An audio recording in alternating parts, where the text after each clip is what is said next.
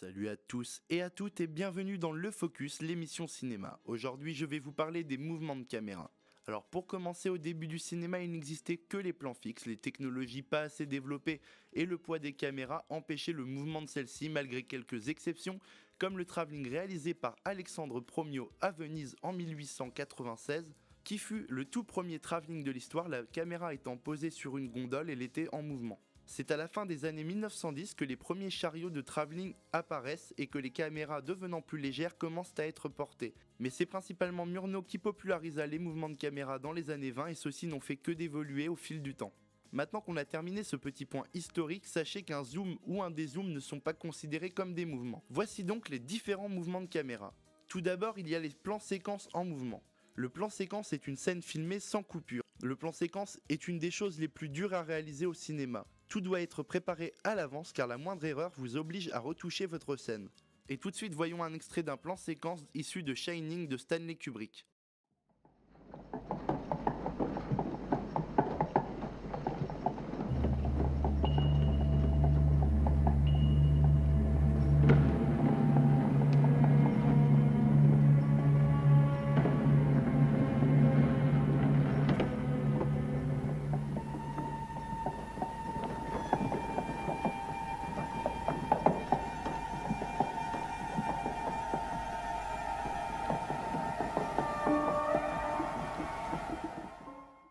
Maintenant ce qu'on a vu ce que c'est un plan séquence, on va tout simplement passer au travelling. Le travelling c'est un déplacement réel de l'axe de la caméra, il existe différents types de travelling. Le tout premier que l'on va voir c'est les travelling avant ou les travelling arrière. Les travelling avant ou arrière servent à agrandir ou réduire le champ de vision autour du sujet.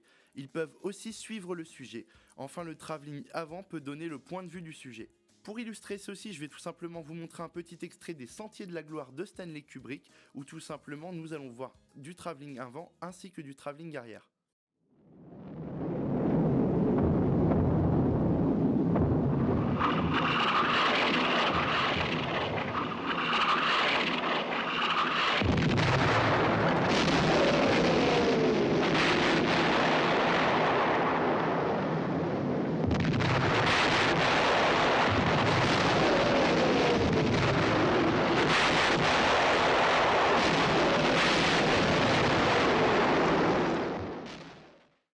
Le deuxième type de travelling, c'est le travelling vertical. Il est souvent utilisé en intro d'une séquence et il permet de dévoiler petit à petit la zone d'action.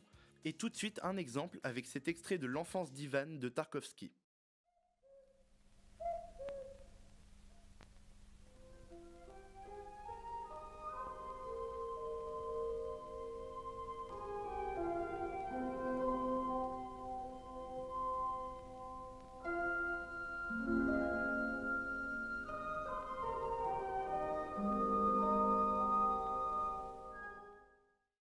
Enfin, le troisième grand type de travelling, c'est le travelling horizontal ou le travelling latéral. Il permet de suivre le personnage ou une voiture par exemple, et suit souvent la dynamique de la scène. Par exemple dans cet extrait de Old Boy de Park Chan-wook.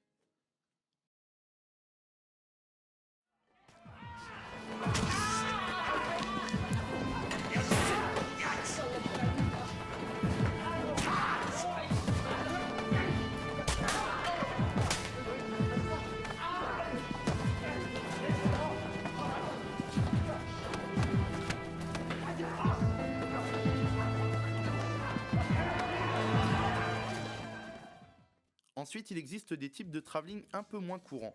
Exemple, le travelling à 360 degrés, aussi appelé circulaire. Tout comme son nom l'indique, il tourne autour du sujet. La vitesse du mouvement influe sur ce que le réalisateur veut montrer, par exemple dans cet extrait de Anna et ses sœurs de Woody Allen. That's fine. What I decided to do is some writing.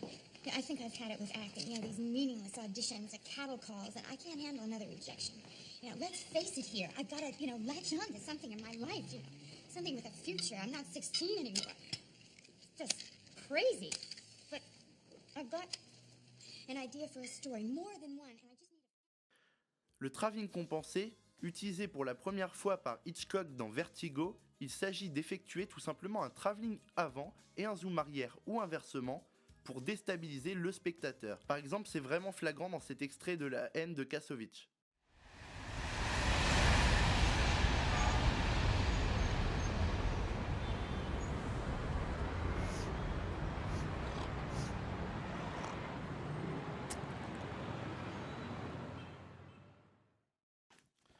Enfin, le dernier type de travelling dont je vais vous parler, c'est le travelling aérien.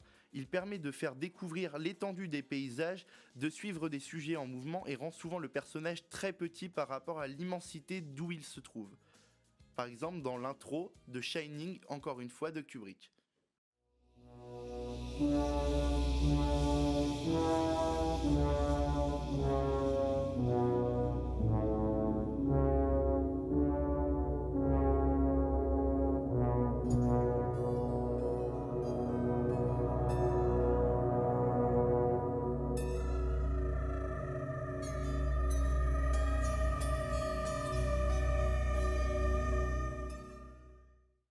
Alors ensuite, on va voir un deuxième type de mouvement de caméra. Ce sont les panoramiques horizontaux et verticaux. Ici, la caméra vient pivoter sur son axe, soit de haut en bas, soit de droite à gauche. Les panoramiques nous permettent de découvrir des panoramas ou des objets non visibles si le plan restait fixe. On le voit très bien avec cet exemple tiré de Cowboy et Alien de Jon Favreau.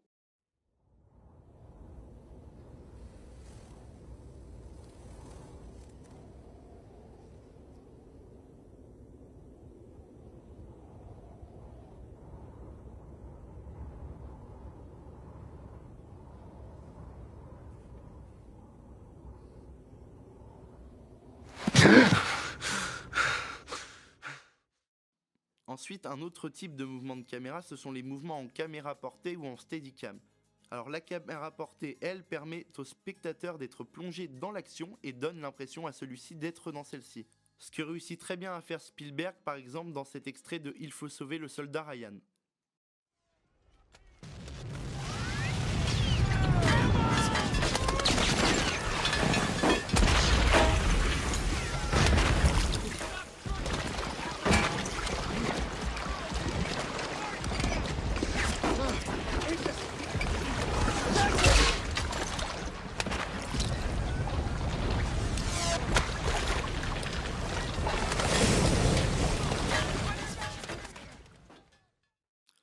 Les Steadicam, quant à eux, donnent une image bien plus fluide où la caméra semble flotter dans les airs. Nous le voyons aussi très bien dans cet extrait de l'excellent Elephant de Gus Van Sant.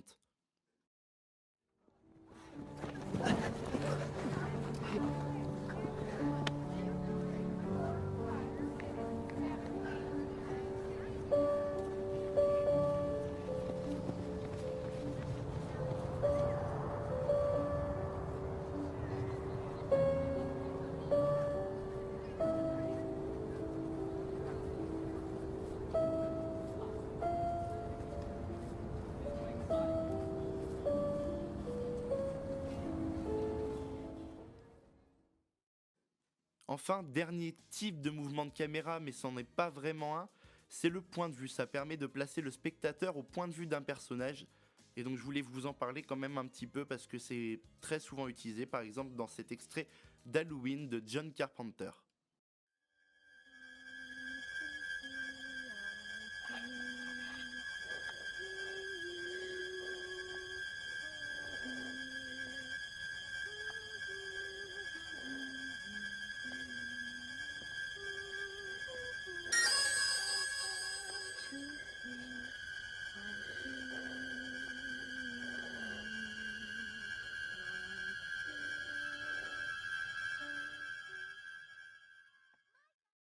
En tout cas, merci à tous et à toutes d'avoir suivi cette vidéo. La prochaine fois, on parlera des cadrages et des différentes valeurs de plan au cinéma.